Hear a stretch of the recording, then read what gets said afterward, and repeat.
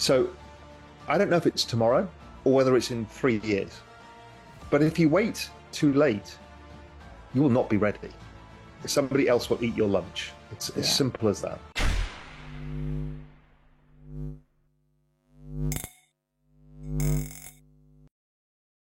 Hey guys, welcome back to the channel. Today we have Real Vision co-founder Raoul Pal discussing cryptocurrency and the impact that regulation will have on the market in 2023. He also emphasizes what role blockchain will have in the crypto market and how it's already being utilized in various countries and industries and is proving to be more efficient, faster, and safer. He also points out the need for a more streamlined and secure system for identity authentication and verification. While acknowledging the current need for regulation, Pal emphasizes that blockchain technology is here to stay and will continue to transform industries and economies.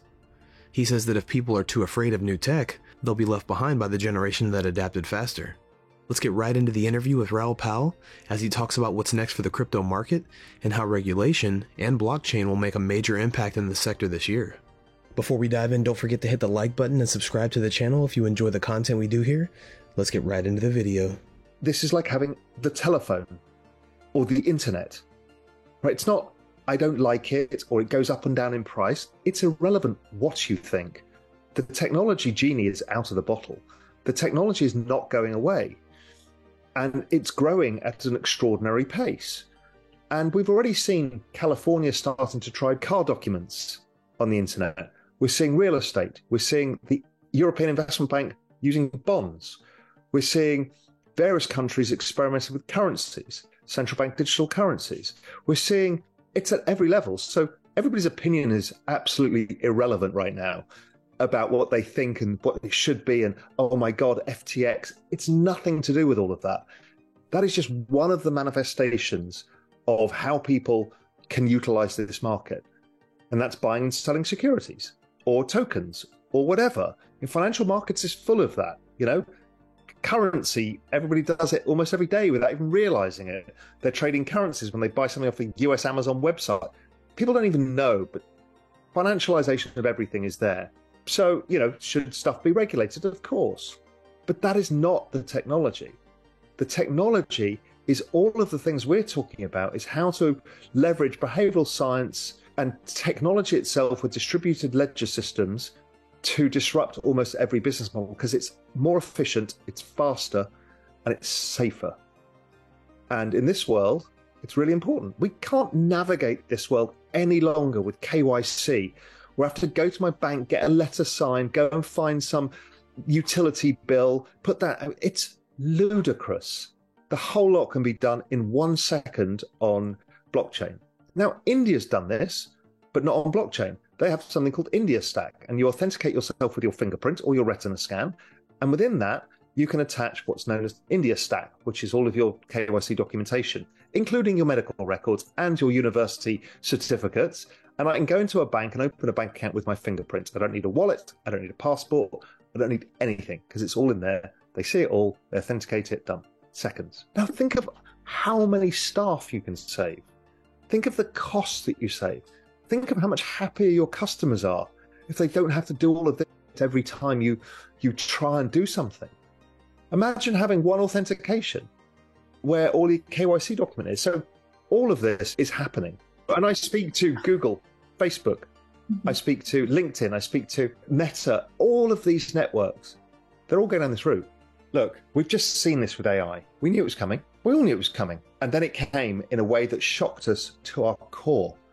I mean, everybody is like, okay, everything has changed. Society's changed. We don't even know what it means for education. We don't even know what it means to be a human in certain aspects anymore. The industries we thought wouldn't be disrupted, the creative industries, were disrupted first, right? So the scale of what is happening in AI and how fast that came, that was the fastest adoption of any product ever. 20 days, 0 to 11 million people. And if you listen to the CEO of Microsoft, he's saying the same thing. He's like, blockchain will have that moment when something happens. Pal compares the rapid adoption of blockchain technology to that of AI and how it fundamentally changed society.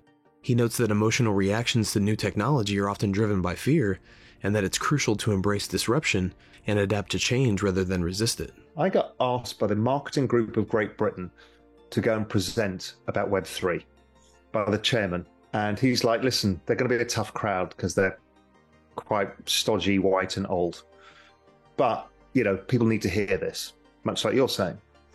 So it's black tie at Claridge's. And anybody who doesn't know, Claridge's is a very fancy hotel and had to wear the dinner suit, all of this stuff. So I gave my talk and I did it kind of in the round, allowing questions as we go, because a lot of people's knowledge is, different parts of the journey. At one point, a lady stood up who was a chief marketing officer from a very big firm based in the UK and said, and she must have been in her late 50s, and she's like, this is all a scam. This whole thing is a scam. This is like, this is evil. This is terrible. And what happened was about 20% of the room stood up and applauded.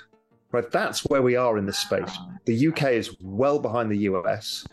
South Korea is probably ahead of the US. There's different people, UK regulations better, Switzerland, Singapore. But this is the split still of people like, I always step back and don't take this personally. I think, why? Why the reaction? Like if somebody said, oh, we've got mobile phones, somebody's going to go, oh, that's outrageous. Like, no, it's just a technology. Why the emotional response? And what it was is that chief marketing officer had to go from the old world of television advertising and radio advertising to internet. And they'd won. They got through. That's why they're the chief marketing officer. They survived that massive transition everybody had to go through. And then they're there in their late 50s at the peak of their career, and they're told, sorry, that's not the peak.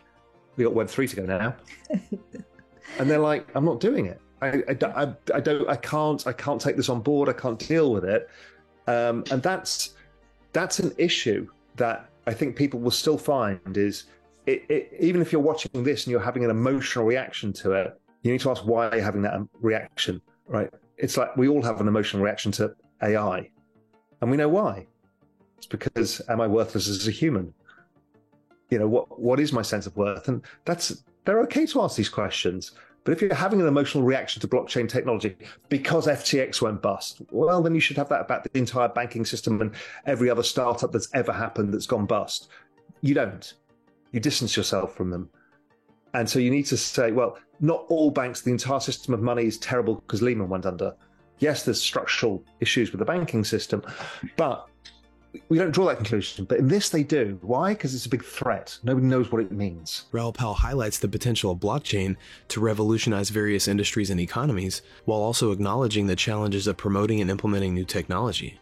He stresses the need for a more streamlined and secure system for identity verification, and predicts that investment banks will need to adopt these systems to remain competitive. Pal remains bullish on crypto in 2023 and believes there will be massive amounts of adoption after regulation is passed. Many crypto analysts have echoed this sentiment and are watching market indicators of when we'll see the beginning of the next bull run. What do you think about Raoul Pal's latest interview, and where do you think the crypto market is headed in 2023? Comment down below. Thanks so much for watching. Don't forget to like and subscribe. This is Library of Wealth. We'll see you in the next video.